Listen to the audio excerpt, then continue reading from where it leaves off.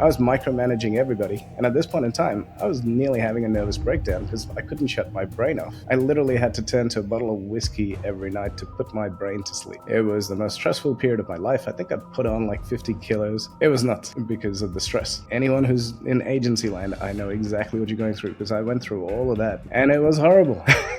I met this guy and he was running a big giant seminar over here. This guy had spent 6 months building his seminar, but guess how many people he had coming? 0. So he's like, dude, I need people to come to this event. Can you please help me? I'm like, can I help you? Psh, that's what I do. We do lead generation. So of course I can. 24 hours later, he had 80 CEOs and directors booked into the seminar. He's like, how did you do this? This is magic. It's like, how do you know all this stuff? I'm like, this is what we do. Throughout my whole life, my father always said, so what? Like that was his thing. So what? Do better. So he said to me, all my life I told you guys you weren't enough to push you further.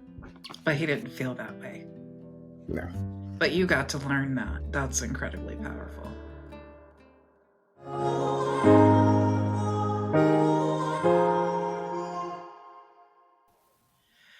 Johann Nogueira. That's how you pronounce it, right? Nogueira? Nogueira, you got it. All right, because I asked ChatGPT because I thought I've known Johann for so long. If I mispronounce his last name, I'm going to be a horrible friend. So it's so good to be here. Thank you for having me. I'm so excited. You know, I was so excited, Bridget, that I had a shower, got all dressed up, sprayed on some perfume. My wife's like, "Where are you going?" I'm like, I got an interview with Bridget and Marla." She's like, they can't smell you, right? I think it's a mental thing because sometimes I put perfume on before my It makes us feel good. Yeah, it's like it pumps you up, Yeah. Yeah. Exactly. I love it. Well, Johann, thank you so much for being here.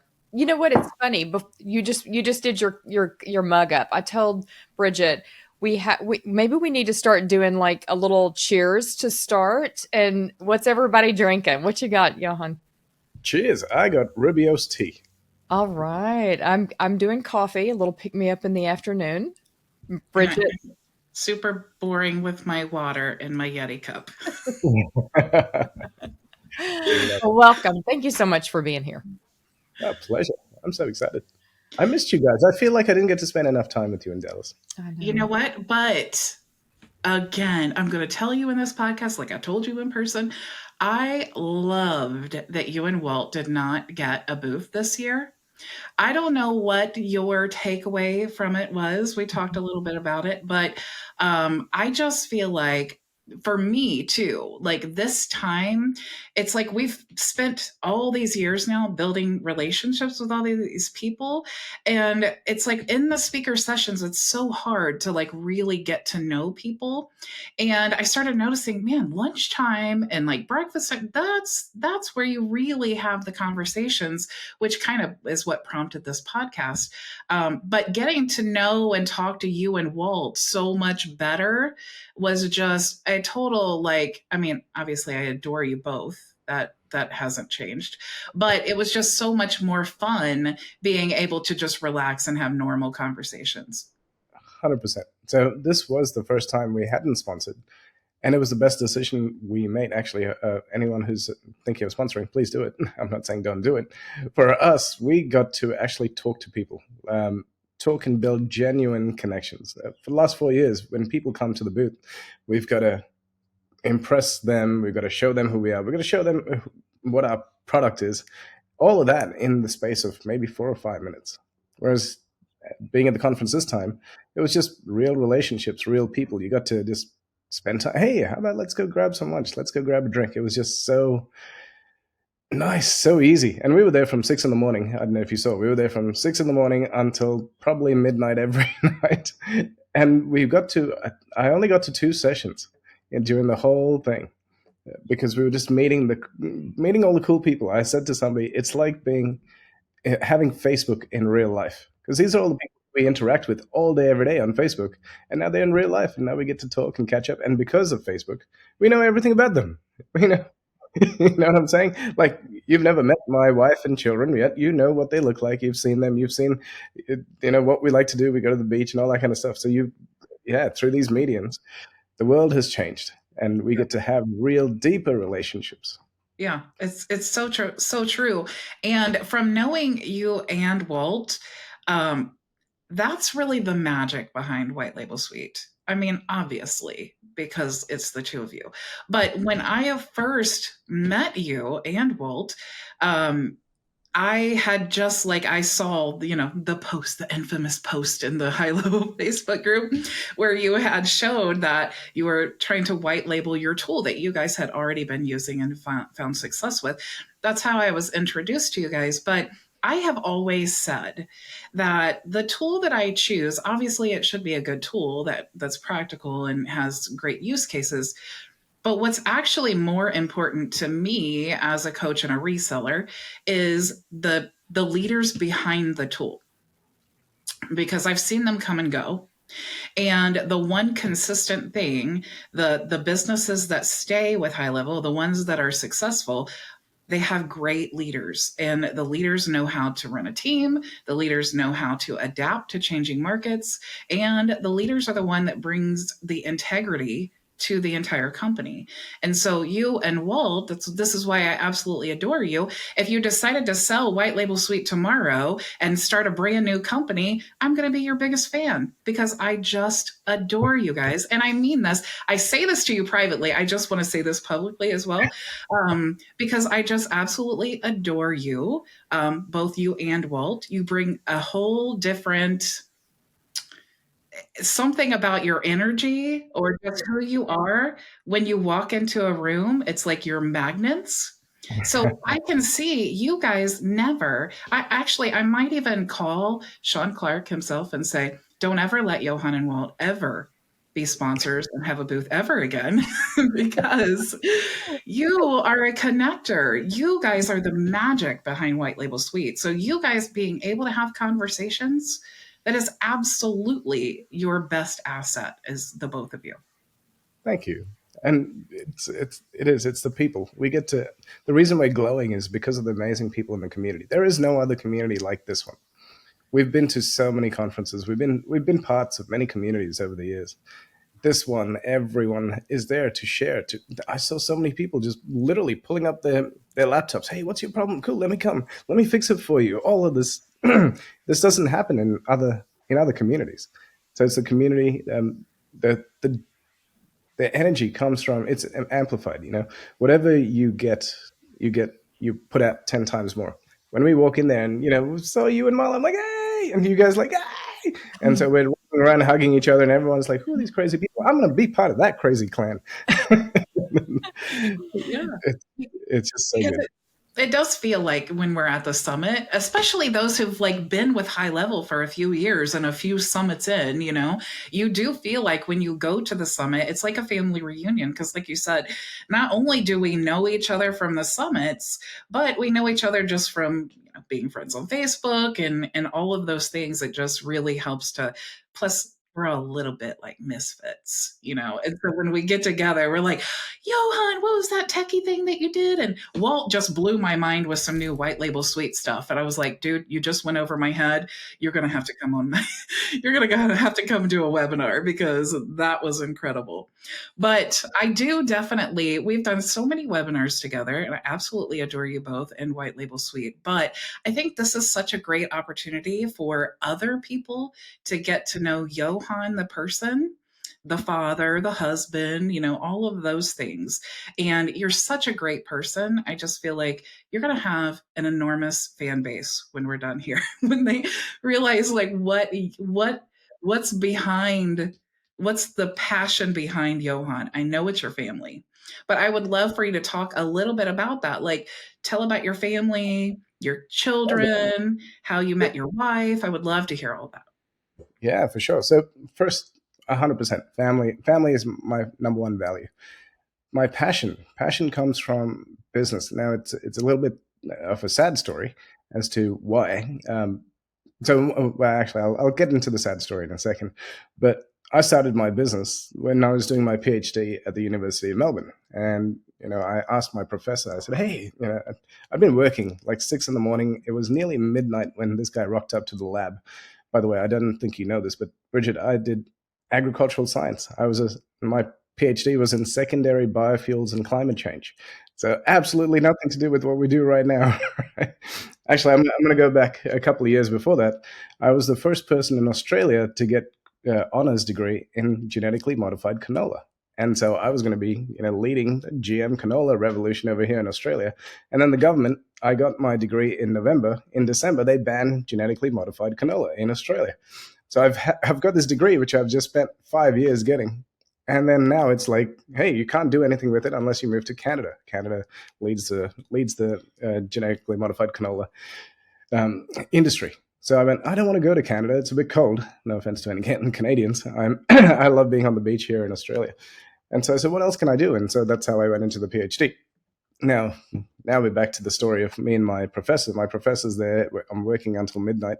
And I broke one of my dad's rules. My dad said, never ask a woman her age or a man his wage. Those are the two rules you got to live by. I said, done.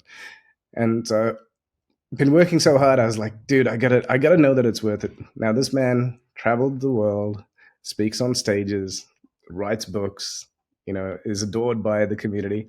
I was like, I want to be like this guy when I grow up, but I also want to have some, lifestyle, because he didn't have any lifestyle. So I said, how much money do you make? And he told me, and I could not sleep for weeks because the money that he was making was it wasn't that much compared to what I was making working at Hugo Boss selling suits. I was like, wait a minute, you're telling me 10 years later I'm going to make like this amount of increase in my salary? I'm like, something that he goes, no, it's science is a love of passion. I'm like, okay, cool. Well, I don't know if I'm that passionate about this. I envisioned a different life. Anyway, so I built a little eBay business. My little eBay business made more money than he did in 6 months. And it was fully automated. It was literally, I had these listings on eBay. I'd wake up and in 10 minutes, I'd wake up in the morning. In 10 minutes, my business was done. And I had the whole day to myself. Now, at the age of 22, having financial freedom, that version of Johann had financial freedom. Now I have team, family, a whole heap of other things. So this version is different. That version, single, living in a country town, have no responsibilities. Financial freedom was crazy. Now so what was the business that I built? I built a business of gold and diamonds. So I used to have a duffel bag with gold and diamonds in there. And because I had nowhere to store it, I used to carry this thing around with me everywhere I went because I lived in a house with me. It was like a frat house, I guess, with 3 other people. And so there's parties happening all the time, and I can't leave my stock. That's my whole business with them, right? And so this thing went with me everywhere. People thought I was a drug dealer, by the way. They're like, hey, for Christmas and for our birthdays, he's giving us gold and diamonds. I'm like, dude, yeah, that's my business. So this business actually still exists. You can go to bidz.com, and it's America's auction house. They sell jewelry at 90% off. So my business was literally buying it 90% off from there and selling it on eBay at 50% off. That was it. And I'd make a 40% arbitrage, and it was all automated. And then they had an affiliate program. So this is my evolution. So we're at actually 2004. So then they had an affiliate program where they would pay 15%. Now, the average person would spend $1,000 on this website. So my ad on Facebook, this is 2007, was target men in relationships for 3 to 5 years, show them this ad, 90% off diamond rings. It's time to make the commitment. Click here to get your diamond ring. They'd click, they go to the website. It didn't matter if they didn't buy the ring. They'd buy sunglasses, belts, jackets, whatever else, because there's tons of other stuff there. And they'd spend on average $1,000, of which I'd make 150, 15%. But it cost me 5 cents to get that traffic to that website. That was my intro to the affiliate game. I'm like, wait a minute. I don't even have to have this duffel bag. I didn't have to have the stress of if anybody's going to break into my house and steal my entire business, my stock. Now it's all electronic. So that's how I got into the affiliate game. From that, 2008, CPA, cost per acquisition, came about. And it was a brand new thing in the whole, internet marketing world where, hey, generate leads and you get paid for the lead. And so we were generating leads for the banks over here. So if anybody went in and typed in, as an example, Commonwealth Bank credit card application, we know that has intent, right? So Commonwealth Bank is the name of the bank. Credit card application. What do they want? They want a credit card application. That would cost me 20 cents to put it on Google. This is in the good old days when things were really cheap. Nowadays, that same click will cost me about $60. Anyway, so they'd click on that, they'd fill it out. We'd get paid $200 from that. So that was just for the lead because they knew that the lifetime value of that client was worth way more than that. So that's how I started my lead generation for CPA. And it was just me and one other person. That was it. That was the whole team. So I had this great idea. I met this guy, and he was running a big giant seminar over here. It would be the equivalent of in New York, the Trump Tower. Like, it's the most famous building in Melbourne over here. This guy had spent 6 months building his seminar. But guess how many people he had coming? 0. So he's like, dude, I need people to come to this event. Can you please help me? I'm like, can I help you? Psh, that's what I do. We do lead generation. So of course I can. 24 hours later, he had 80 CEOs and directors booked into the seminar. And he's like, how did you do this? This is magic. I was like, well, and by the way, this is me wearing a leather jacket, torn jeans. I look like a young punk. He's like, he's like, how do you know all this stuff? I'm like, this is what we do. He said, other than the money, what else can I give you? I said, can you give me 15 minutes to talk? He's like, yeah, sure, done. So now I'm in front of 80 CEOs and directors, telling them about how lead generation is done online basically I got them all from LinkedIn. And they all started saying, hey, I want you to do the thing for me. And that's how I started my agency. So now we're at the start of my agency. So that was the silliest thing I ever did. For anybody who's listening who's built an agency, you know the pain. And I was like, yay, an agency. Now I have bosses 24/7, 365. I'm looking after my staff. I'm looking after my project managers. I'm looking after the virtual assistants. I was micromanaging everybody. And at this point in time, I was nearly having a nervous breakdown because I couldn't shut my brain off. I literally had to turn to a bottle of whiskey every night to put my brain to sleep. It was the most stressful period of my life. I think I put on like 50 kilos.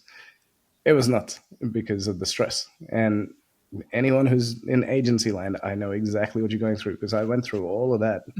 And it was horrible.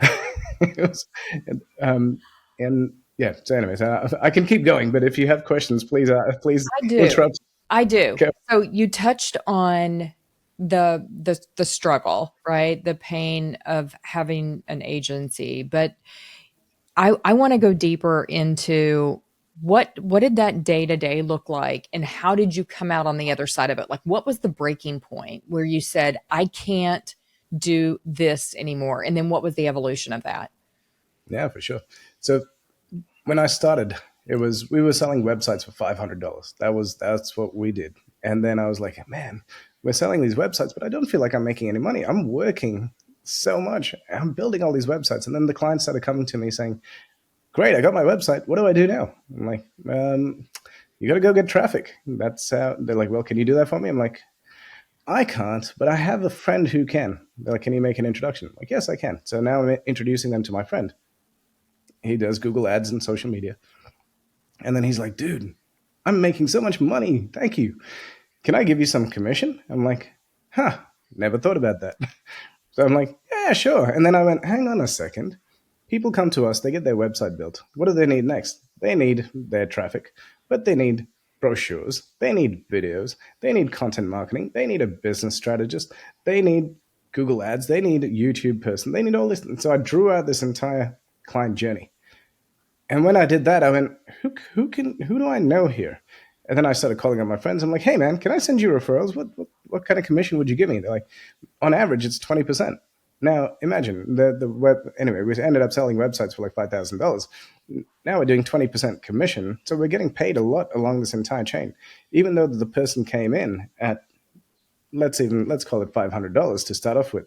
By the time they had gone through each one of those people, they were spending 20, 30, 50,000. Of course, they're getting value for it. And that's why they continue along the chain. Because if they're not successful if they don't have a good looking website, they're not going to convert. If they're not going to convert, the ads guy cannot do what he's got to do.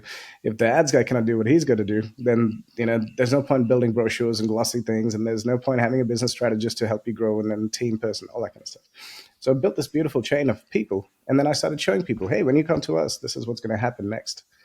And then they're like, oh, done. Like, that was our selling point. Having a map, showing them the progression of what's going to happen after, and having everything, and all the prices were there too. I was like, this is how much it's going to be for us. This is how much it's going to be next. But you don't have to worry about the next part until you make the money over here. So we were always showing them, how can you make money? So were you white labeling the services eventually of your other providers, or were you still doing the introductions? No. So at that point in time, no, because it's too hard. It was too hard to do that. We used to do white label websites. Mm-hmm. So we had 36 agencies who would white label our services, and then we would go under their brand, which was great for my company because we had systems, but other companies did not have those systems. So we tried it a couple of times, but then, they'd answer the phone and say, hey, it's James's agency. How are you doing? And they're like, James's agency? I thought this was Mary's agency. Like, what's going on here? Like, that sort of thing. And so we said, okay, we're just going to be completely transparent. And actually having transparency is the easiest thing in the world because you don't have to hide anything, right?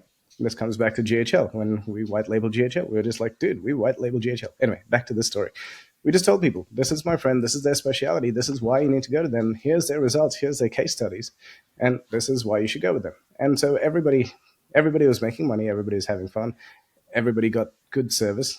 From my first 3 clients, we actually mapped it out. We got 1,800 referrals, 1,800 clients, just from 3 people. It was insane. And so customer service is number 1. Transparency is the next value. Honesty. If you mess up, tell them. They appreciate that rather than them trying to find out something that was broken or whatever. Yeah. So there's all these different values that we shared that we made sure that our partners shared. We said, hey, if you mess up, just tell the client. They're going to understand. It's life. And yeah, sorry, keep going, Mala. Well, so you left off at the agency, right? And so where did that evolve? Like, how did that, Great. what ended up happening? What was the natural progression? Yeah, so the agency evolved. We started getting complicated projects. People started giving us the most complicated projects because I hired a team like they were the best. Not they were the best, they are the best. They're still around. And I was like, man, we can build anything. And so I used to tell people, hey, we can literally build anything that you want. And so we ended up building systems for power stations, systems for like the airport. If you've been through the airport and you scan your passport and the doors open up, we built that. So let me tell you that story, how that happened. This company calls up and they're like, hey, we heard about you guys. They say that you can do the impossible in the best time. I'm like, yeah, we can. That's our team. He's like, all right, here's my project. Here's the brief. And he sends me the brief. And I'm like, I look at it. I go, yeah, cool. Send it to my engineer. He's like, yeah, easy. We can have this done in 6 weeks. I'm like, all right, cool. Dude, we can have this done in 6 weeks. This is the price was $50,000. I go, this is the price, $50,000. Here's the details. Here's the invoice, etc. And that night, I got $50,000 in my account. Now, in agency land, this is not normal because in agency land, we used to do 50% and then 25% upon checking and then 25% upon final delivery and sign off. So here's this 50,000 has just landed in my account. I'm like, what the? All right, cool. Anyway, guys go to work and they go to work. And 6 weeks later, we've delivered the project. On the 8th week, I get a phone call, and the phone call is from the CEO of this company. He goes, Johann, I'm coming to Melbourne tomorrow. I need you to make an hour. We have to talk. It's non-negotiable. Okay, Jesus, all right. Someone has messed up. So I call up my project manager. I'm like, dude, what's going on here? Why is he calling me up and why is he telling me to make I go, I don't know anything about the project. You took care of it. I need you to be at the meeting. He's like, all right, cool. I'll cancel my stuff. I'll come. So now my project manager's come. It took him like 3 hours to get to where I am because we live far away. So we're sitting down in the thing. This CEO comes. He's brought his CFO and his project manager. Now there's 2 of us, 3 of them. And they go, guys, just want to say, working with you was absolutely incredible. It was the best thing. We'd send you edits at 6 in the evening. You'd have it done by the time we woke. This was amazing.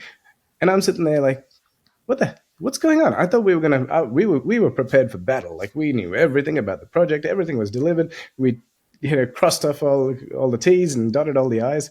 And here they are just praising us. And I went, okay, so what was the purpose of the meeting? They're like, hey, we want to give you guys a bonus. We want to take you out for lunch. We just sold the technology to the airport for $250 million. Wow. And I came back and my wife's like, $250 million and you charge $50,000. Are you serious? I'm like, hey, babe, I quoted, they accepted, they paid straight up. It's on them. Congratulations. Well done to them. So, yeah. Mala, you asked me, what was the progression? We started building the most complex systems. I moved into a building over here in Melbourne. And when I moved in, they said, welcome, this is the best building in Melbourne. There is no better building. We are technologically the most advanced building. We have blah, blah, blah, blah, blah. Anyway, I'm like, great. I'm excited. This is the best building in Melbourne. And then I get a piece of paper coming to my door. And the piece of paper says, your windows will be getting cleaned tomorrow at 2 o'clock. I'm like, okay, that's interesting. By the way, timeline, we're at 2012 right now. So that evening, I get another piece of paper. The bushes will be trimmed tomorrow at 10 o'clock. There might be some noise. Okay, this is interesting. This goes on for 1 month. And at the end of the month, I've got an inch of paper sitting on my table next to my door with one sentence on it. And I take it and I go to the building manager and I'm like, dude, how much is this costing me? He said, it's $1 per sheet. $1 per sheet, 500 apartments, twice a day. That's $1,000 a day, $365,000 a year that they're spending just to let me know that the pool is out of order for 2 hours or whatever it is. It's like, I'm like, man, it's 2012. Why don't we build a mobile app for the building? He's like, what do you mean a mobile app for the building? I'm like, we can build a mobile app just for the building, just for the residents, and you can just send out a push notification to the levels that you need to alert that the windows are getting cleaned or the gym's out of order or whatever. He's like, what is this magic you speak of? This doesn't exist. I said, it does. Let me show you. So I went to Dubai, looked at their stuff, came back, built a prototype, showed it to him, and then he's like, this is brilliant. He goes, let's show it to the owners corporations. And in over here in Australia, we have owners corporations. I don't know if you have that there, but anyway, body corporate owners corporations. They looked at it. They're like, I'm like, my opening slide was for buildings that are the most technologically advanced buildings in Australia. And they're like, wait, that's us. And so we signed them up to that. And so they signed up for the technology. The technology we were selling at $50,000 a license for the mobile app.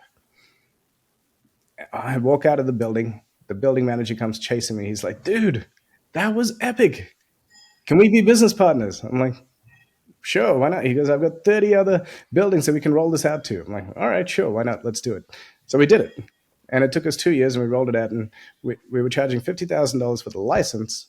But on the back end, we were doing $300,000 to $500,000. What does that mean? On the mobile app, if you picture a mobile app of the community that you're living in, we would have a button. So we used to get, the problem that we solved was there was so much junk mail coming into our, and, you know, hey, here's the latest restaurant. This is before Uber. Here's a restaurant. Here's the carpenter. Here's the plumber. Here's the concierge. Here's the whoever. I was like, dude, just got all that, put that all into the app. Now they can all just be at the click of a button. I need an electrician. Click the button, call the electrician. You want to disconnect your services, connect them somewhere else, click the button. And so we trained everybody. Each building is essentially a database. So if you look at it that way, we have these databases where we have them all inside one little app. Now this goes to community building and things. So we can, correlate that to what we're doing right now.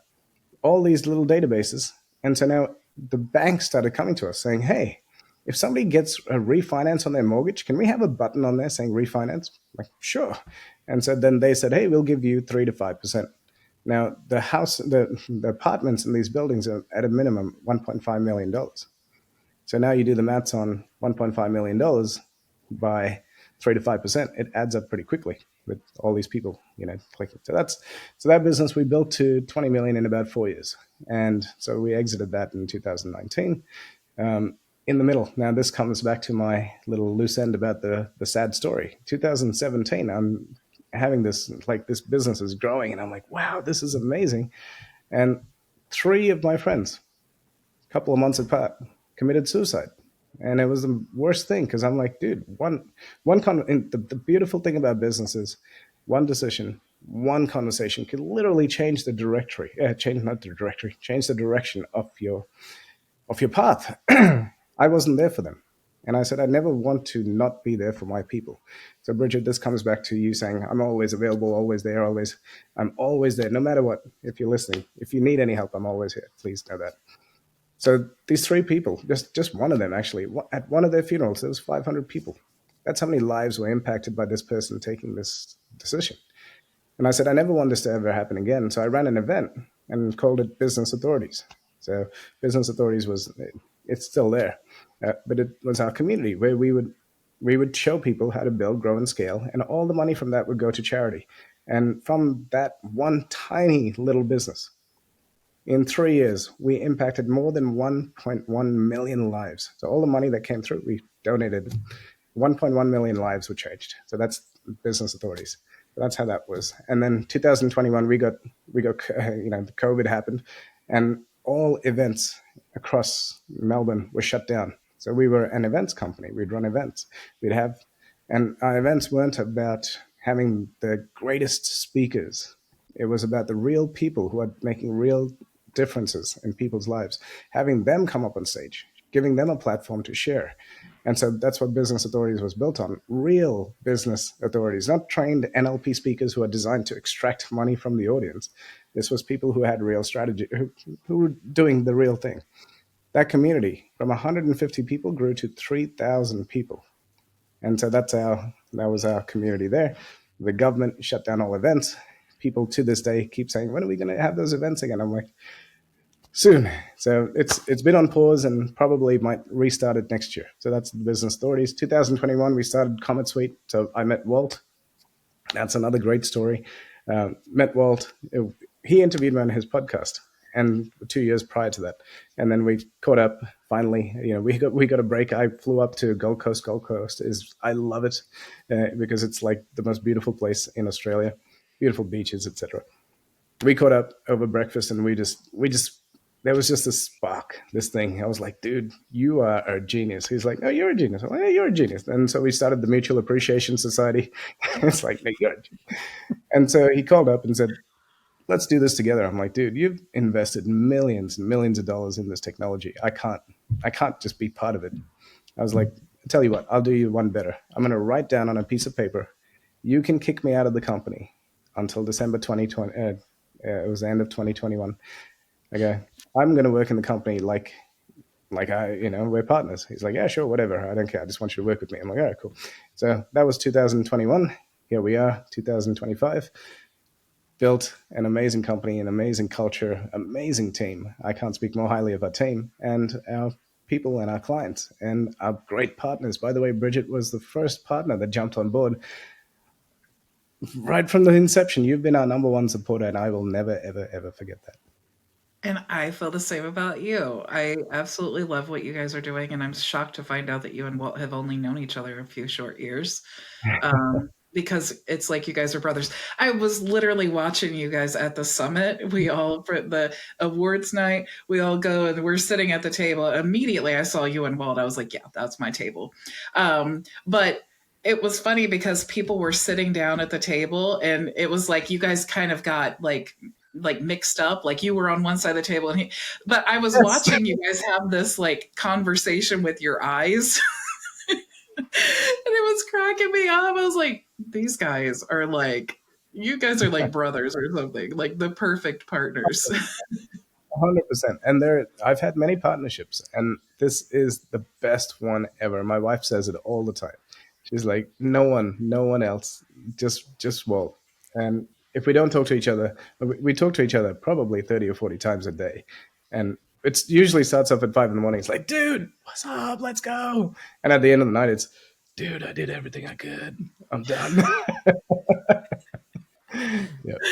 So, I love it. I love it. Hey, can you talk a little bit about there's so many things I know and love about you. It's kind of hard for me to like pick from the list. But I did see that you took a vacation with your dad. Was this yeah. last year? Can you talk a little bit about that? Because I don't know the story behind it. I just saw all the videos and pictures and I was like, oh my gosh, this is like incredible. Yeah. Cool. Thank you. Yes, I will. So COVID happened. And so now let's go back to in 1991, we migrated here from India. And when we came here, it was a recession. So it was the worst time to be in the country. There were no jobs. My father came from, he was pretty well off, he was a head engineer on the ships. That's what he used to do. He came here and he couldn't get a job. Now, my parents came here with $1,000 and they spent 900 of that on a fridge. So, it was miserable when we came here. And so my dad said, no, I moved here to give my kids a good life. And so he'd study. And he started off cleaning toilets. That's the only job he could get at that point in time. He was my age. So imagine, well, not my age now, but imagine being a 40-year-old man at the height of your career and then to go all the way down to the very bottom and start cleaning toilets, literally starting from scratch. I was like, wow. When I think about that now, I'm like, wow, what did it take for him to do that? But he said, no, that's not enough. So he wanted to build up, and he's made a massive success of himself. So every day, my life when I was growing up was dad would leave at 5 in the morning. Dad would come back at 6, 7. He'd sit down at the table and he would study. And so the only interaction I had with dad was sit down at the table and study with dad. No talking, just sit down and just that was the only time we got to be together. And then your 10 happens, like grade 10, and then university. Once university starts, you never see the kids. Like I was off with my friends. I'd come home, sleep, jump in the car, go. I'd be gone. And then university finished, and then I found my wife, and then we moved out, and all of those. So life robbed my father of a relationship with his kids, because even though he sacrificed everything for his kids. And so during COVID, he came to my house and he'd be like, you're abusing your dog. I'm like, what? He's like, you don't take your dog for a walk enough. You're just working all the time. You abuse your dog. I'm like, well, all right, cool. Well, you want to help me with that? He's like, I will be here and I'm going to take your dog for a walk. I'm like, all right, sweet. Thank you. So every morning he'd be here at 6 in the morning and he'd take the dog for a walk. So this happened for like a couple of weeks and it became routine. And it just so happened because I usually work, US times and things like that. I'm dead. Like 6 in the morning, couldn't get me up because I'd only gone to bed like 3 hours prior to that. This one morning I happened to be awake and I'm like, dad's about to come in 5 minutes. So I got dressed and he comes and he's like, all right, I'm taking the dog for a walk. I'm like, all right, can I come with you? He's like, come with me. Sure. All right. And it was the most awkward thing because we walked for an hour and I was like, how are you? He's like, good. How are you? I'm like, I'm good. And we had nothing to talk about. And then I went, hang on a second. This is my dad. So the next day it's like, hey dad, tell me about your childhood. Tell me about when you grew up. Tell me about your aspirations. So that was day 2. By day 3, before we could even get to the front gate, we were like, ah. And then it was 2 years because we were locked down here for 2 years. We were just the best friends. We became the best friends through talking. And one of the things that he said was, he's retired. He's 70 years old. I said, what's one of the things on your bucket list that you never got to do? And he said, I always wanted to do this walk. I was like, let's do it. He's like, what do you mean? I'm like, let's do it. I'll do it with you. He's like, it's 500 miles walking. I'm like, let's do it. It's on your bucket list. Let's make it happen. So I called up Walt. I'm like, dude, just giving you 2 years notice that in 2 years, I'm going for the walk with my father and I'm going to be not available I'm going to be in the mountains. I can't even, I need you to run the business without me. He's like, yeah, no problem. I got you. I actually had 6 months off. So 6 months away from the business and the business grew without me. Yay, woo, success. So back to the trip. So yeah, so dad and I went on this trip and the first day, dad trained for 2 years for this walk. Like it's crazy. We literally walked from across the Pyrenees. Anybody who doesn't know, this is like a mountain. The first day I thought one of us was going to die for sure because we're walking and the pathway is like not half the width of a road, right? And there's cows and horses walking up to you and there's a drop of about 400 meters down.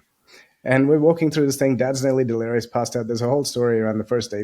We barely made it alive. The second day, we see a person fall from the mountain, 400 meters down, crack their skull open, dead.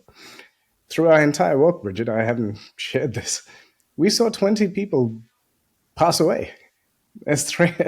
It was just a normal thing. People were like, oh, look, another person didn't make it. I'm like, what? And there's literally like gravestones going, he was 20 kilometers from his destination and he didn't make it. I'm like, are these people? This pilgrimage has been there for 1,000 years, right? So every year there's 350,000 people who do this thing. It's called the Camino de Santiago, and it's a pilgrimage from Saint John from France across the north of Spain to Santiago. 350,000 people do this every year. I think it's 8,000 that do the crazy one that we did, which is all 800 kilometers, 500 miles in one shot. So yeah, so we made it. We survived. And that's the most amount of time I've ever spent with my father.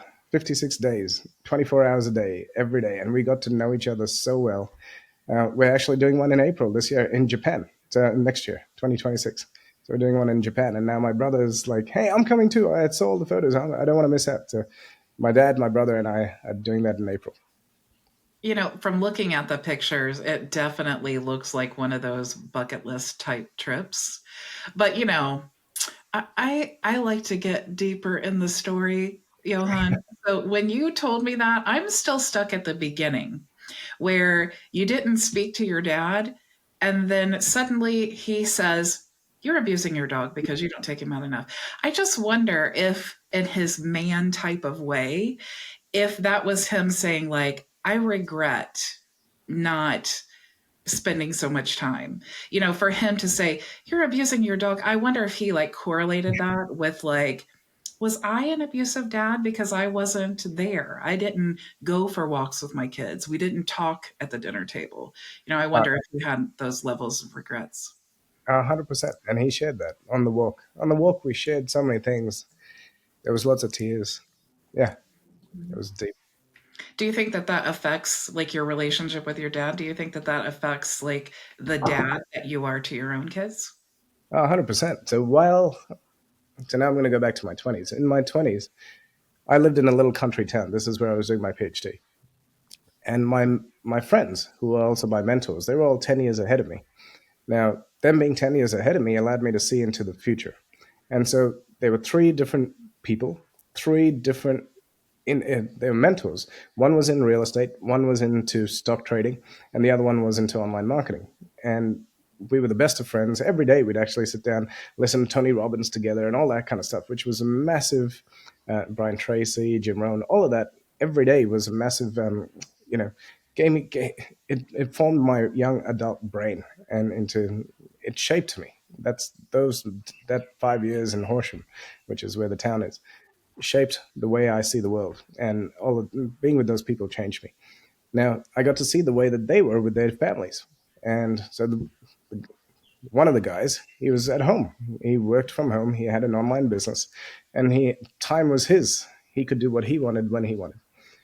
Another guy, so we were having lunch with this other guy, and he said, we're having lunch, and his son comes running up, Dad, can you come show me something in the backyard? Blah blah blah blah. And he goes, No, I'm talking to Johann right now.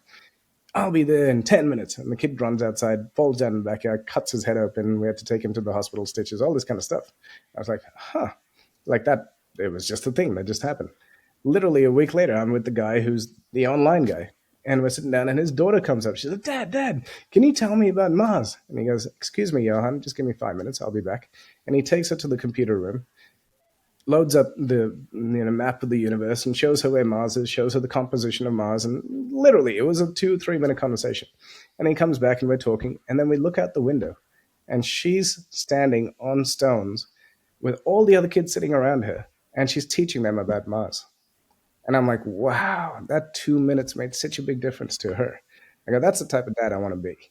And so, my kids, I'm here, I'm at home, and my kids get to see me every day, and we go for walks. I get to give them what I never had, and so that's been a massive. It's something that I decided I was going to have when I was in my 20s, and now I get to live that every day. So I'm very blessed. Did you make that conscious decision? Like, I am going to, like, today, if we were talking, I know you wouldn't, you would listen to what I was saying, but if anybody else, you were having a conversation with them and your kid walked up and said, "Hey, Dad, show me this," that you would think about that. And then you would make that decision to go show your kid, right? I would, my kids come in and they jump on Zoom calls with me, because we were locked down here.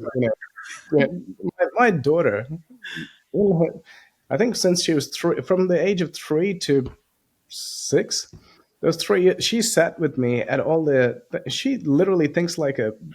She's. I don't want to use the word cunning.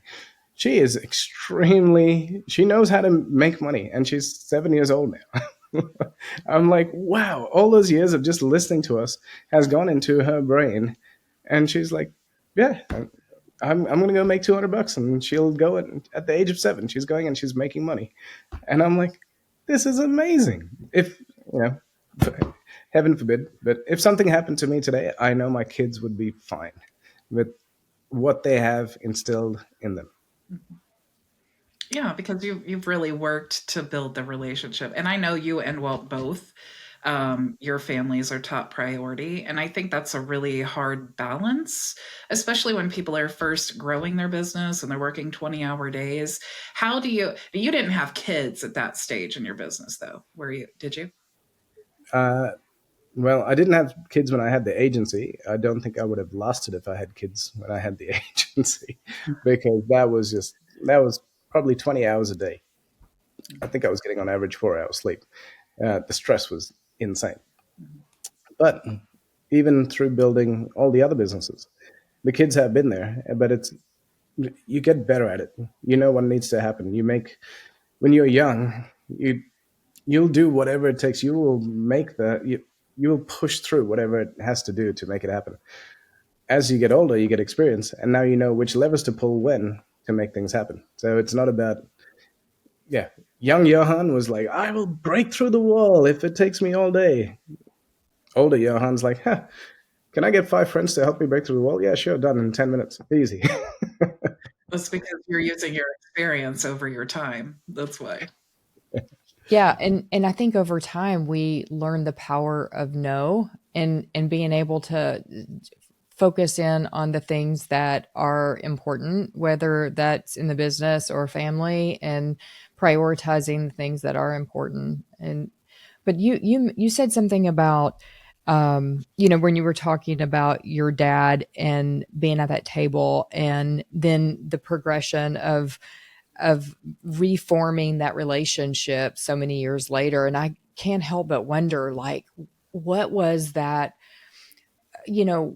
how instrumental was the conversations on that journey that when you were walking with your dad, like how did that, when you came home from that trip and you reemerged into work, I I can't imagine all of the things that the shift in who you became and the relationship that you formed with your dad. What did that feel like coming back to work, and how did it impact you when you got there?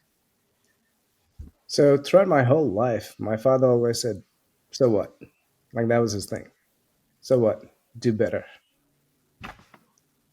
And I'm gonna need a moment. You're good. And honestly, just so you know, we have had many, many people that have shared really vulnerable experiences. So please, people are going to get to know you and love knowing Yeah. about you. So he said to me, all my life I told you guys you weren't enough to push you further. But he didn't feel that way. No. But you got to learn that. That's incredibly powerful. Mm-hmm. That's like life changing when you have, and really it's also like such a testimony of like what we tell ourselves or what other people tells us is not always true. Absolutely. And, I think too, it's really important to understand the difference in culture and the difference in generation, and how, our, our parents, the differences in the life that they lived, and they just want the best for us, and they're doing the best that they can. And I'm sure that he probably thought he was doing the right thing, like working those extra jobs, going the extra mile to study. And he was doing it for you, right? Just like we do it, just like you do it for your children. And 100%. Yeah. did I, gosh, It's I just think about those conversations that you had, and I'm touched by the thought of them. the conversations were incredible, and it was the best time. And him being able to say, "Hey, you guys did it. You made it." And so you said, "How do I feel when I came back?" I was like, "Man, I haven't. Still want to do more." But he's already proud of you though. That's Exactly. the cool part, Yeah. because that's what you got to learn through that whole trip. Not only did you have some awesome conversations with your dad, but you got to learn that, even like what he said, and your whole life and like the story you told yourself. It's like really behind the scenes. He was just so super proud of you. And how rewarding, because you're a dad, how rewarding do you think that that was for him to be walking with you and thinking about his kids and be like, you guys are awesome? Yeah. And I think about also the stories that you're going to be able to tell when your brother and you and him come back. Yep. And now we've made it a tradition. So as soon as my son turns 15, we're going to do that walk. So yeah. So, Awesome. Johann, tell us a little bit about your wife. Like, how did you meet her? She's beautiful, Oh, by the way. thank you so much. Now that is a great story. We met at a friend's wedding. Now my friend said everybody meet in the city, so we're meeting in the middle of the city at this bar, and then a bus was going to come pick us up and take us out to a winery, that's where the wedding was. So I walk into the bar, and I see this beautiful girl dressed in an Indian outfit, and I went, "Ha! Target acquired." So I walked up to her, and I said, Locked "Hey, on.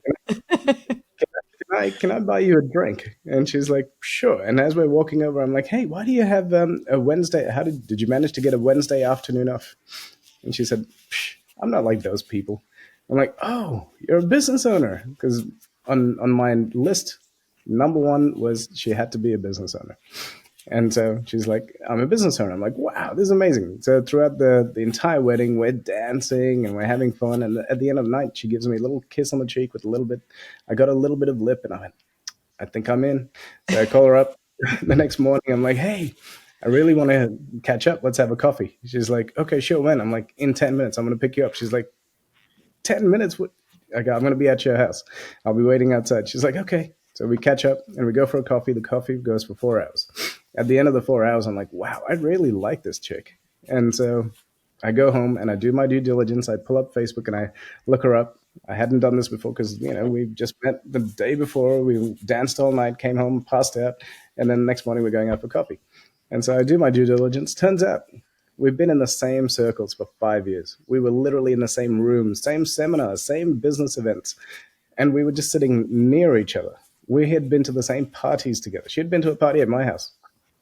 At that time and time, it was the times when I was having a bit too much whiskey. I don't remember that, but there's photo evidence that she was like literally right behind me. So this is 13 years ago. So that's it. That's how we met. And 3 months into our relationship, she'd come over and she'd be like, well, actually, probably a bit before that. Let's go 1 month before. So while we're dating, she'd come over to my house Monday morning, and at this time, it's in my apartment. I've got 5, 6 people working away, and she comes in. She's like, "Hey, you want to go for a picnic?" I'm like, "Picnic?" I'm like, "Lady, I'm running a business. Look at the people. What do you mean picnic?" She's like, "Oh, all right, I'll go by myself." And then she comes back on the Wednesday. Again, it's humming, everyone's working. She's like, "You want to go for a drive to the Great Ocean Road?" I'm like, "Okay, obviously we have a communication breakdown. I thought you were a business owner." And she's like, "I am a business owner. My business is running without me. I thought you were a business owner." I'm like, "Ah, damn it, I'm self employed." It was a big distinction. I went, "Oh, she's a business owner. The business runs without her. My business doesn't run without me. Oh my God." And so that's where I got into the whole. I spent the next couple of years systemizing the business so that I didn't have to be in the business like she did. So So that was your light bulb moment, huh? that was my light bulb moment. Here I am thinking, wait a minute, rah, rah, rah, I own a business. And she's like, "You don't have a business, you're self employed." I'm like, "Damn, all right, that hurt, but sure, I take it."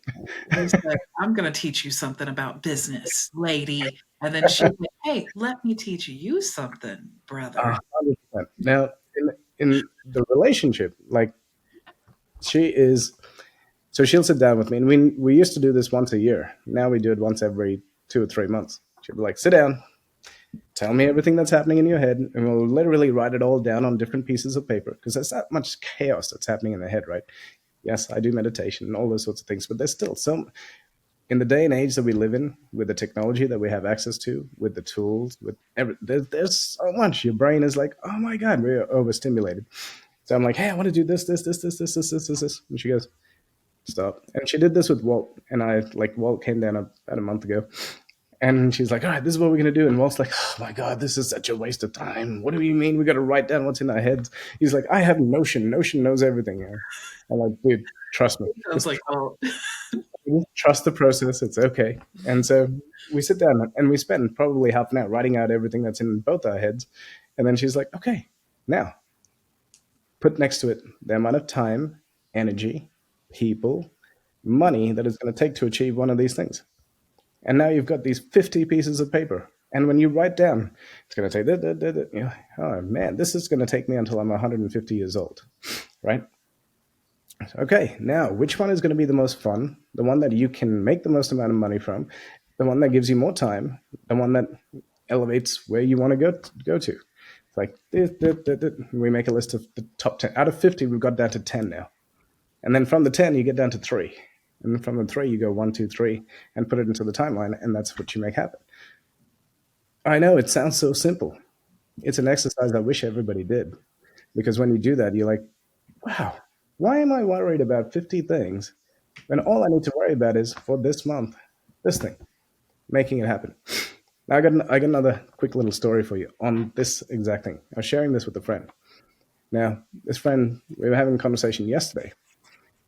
His 10-year-old son is in hospice. He's at the end of his life at the age of 10. It's the worst. I cannot imagine anything worse than that. Like, my son's nearly 10. And his business has been crashing. We've known each other for 5-6 years, and over the last couple of years, it's been crashing. His energy and effort is on trying to save his kid and all this kind of stuff. So while he's talking to me, I'm like, wow. At this point in time, at this point, I would have given up. When your 10-year-old is at the end of his life and your business, like, that's it, I'm done. This man figured out how to make $500,000 a month by just thinking smarter. And he now owns his entire time. He's leveraged his network. He's built something amazing. I was like, wow, if this person can do it, what excuse does anybody else have not to build the business of their dreams? And then it came back to Napoleon Hill's Think and Grow Rich. I was sitting there going, how did he figure out how to turn his business, which again was crashing, into $500,000 a month passive? It's nuts. And when he shared the strategies with me, I'm like, oh my God, it's so simple. And it's all not only that, but it was the coming across all of the obstacles that he had with the emotional weight of having a child that is going through everything that he was going through, and at the same time still was able to accomplish that. That's huge. It's huge. Like, what excuse does anybody have? Like, it makes all of any tiny little trivial thing that's annoying us or that we're upset about or whatever, it just, no one can compare it to that. I'm sure people could, but the majority of us could not compare to the pain that this man's going through, the stuff that's going through his head, and then his ability to think his way out of that just by going, I'm going to simplify my life. What was I really good at my peak? It was this. How can I get more of this with the least amount of time? And then that's what he's ended up doing. I don't want to share his strategy because that's his strategy. Please. But just last night I could not sleep. I was like, wow. And I did the thing that I did. Walt, guess what? And then Walt couldn't sleep because he's like, oh my God, I'm like, man, anybody else would have given up. And here's this guy who, through the worst point in his life, has just made a decision and said, no, I'm going to give my other kids and my wife everything, and this is how I'm going to do it. And he just made it happen. So, resilience. Unfortunately, I think that it usually takes something like that, like a really high pressure, like tragic situation, for us to make changes. I mean, it's almost like, as weird as it sounds, like the silver lining of these situations where we're like, okay, there's like a fork in the road. I can let my business crash and watch my son die, and my wife and I can be homeless, or I can figure this out and I can at least solve this problem. Maybe he can't solve his son's health problem, but at least he could solve this one problem, which eliminates a huge, I mean, when my mom was passing away, she was in the hospital for a week and she was septic, and they said, well, if she makes it through, she's going to have to go to a nursing home. And my stepdad, he was like retired, a bunch of financial issues, and so the look on his face was just distraught. Like I could see, obviously he's upset about my mom, but the financial stress that I saw like come over his face, I just thought, I never want my husband to have that look on his face ever. And that was like, just seeing that just totally shifted my whole brain into like, I need to figure, because I was agency at that time too. And it just made me like, it propelled me into this place of, I need as much reoccurring income as possible, but takes zero time. And that's really been my whole motivation for exactly what you just said. It's like, we can't replace time. We can always replace money. You Yep. mentioned something, and it's so true. Diamonds are made under stress, and when it's many times it's like if things are, just going along, we kind of take those for granted. It's when things get really rough that and whether it's personal or business, right? That seems to be when the character is really built in our lives. Mm-hmm. Yeah. 100%. Johann, thank you so much for joining us today.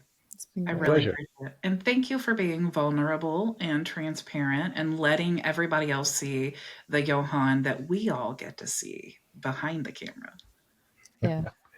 Thank you. And I'm not used to getting emotional. Thank you very much for that. Well, Yeah. thank you for Thank being you. brave enough to do it. We appreciate your vulnerability. Mm-hmm. Have an awesome day, Johann. Awesome. Thank you. Thank you, ladies. Look, hey, guess what? It's going to be only 11 months till I get to see you again. Oh, yeah. Hey!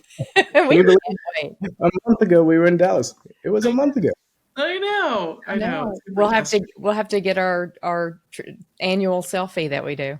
Yeah. Deal. You guys are amazing. Keep doing what you're doing and inspiring so many people.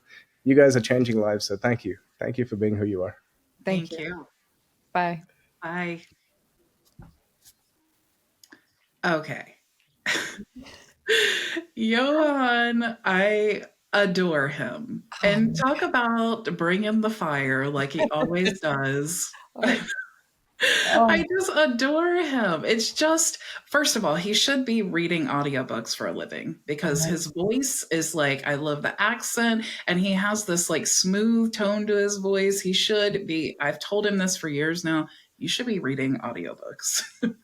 Or like licensing voice or something to 11 Labs. I was going to say, he could just license his voice. Yeah, for sure. Oh, wow. Loved his vulnerability, obviously. Loved his story too. And hearing the backstory, I think really helps me understand like where he is today and why he is such a connector and such a, I mean, the guy is like a JV genius. I mean, he's built his whole business and it was so smart what he said. Honestly, I could like pick apart everything that he said, but it was so smart what he said about when he's younger, he's like, I'm going to work 20-hour days. Now that he's older, he's like, which 5 friends do I have that could, that could go into this with me? I just love that whole shift in his mindset. And it really is experience that teaches you. We don't have to do all of this on our own, and we can still own and manage our own businesses, but we can partner with other people that have different skill sets and we can all thrive and grow together. I just think what a valuable conversation. Right. I mean, if you think about that's so true how you and I work together to, offset each other's, like you hand clients off to me. And I love that he's learned how to leverage other people's talents. But I want to say too, like one of the things that I did not know that I learned was that he's from India. I had no idea, none.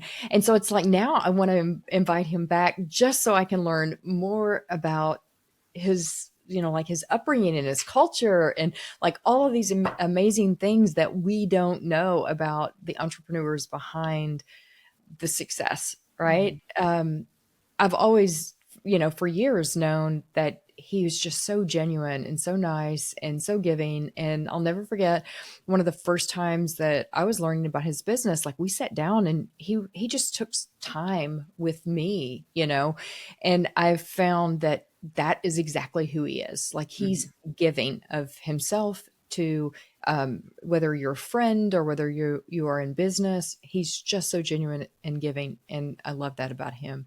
And it really did come through in the interview, I thought. He's very much himself. I absolutely love, like, the Johann that you see here is the Johann that we see like in private, when there are no cameras, or he could totally be himself. It's the same person. And I sometimes in business, I've been jaded before, which is why I'm super transparent and try so hard to be my normal self, because I have discovered people will be super nice in your face as long as you benefit them. And then behind your back, they're a totally different person and not so nice.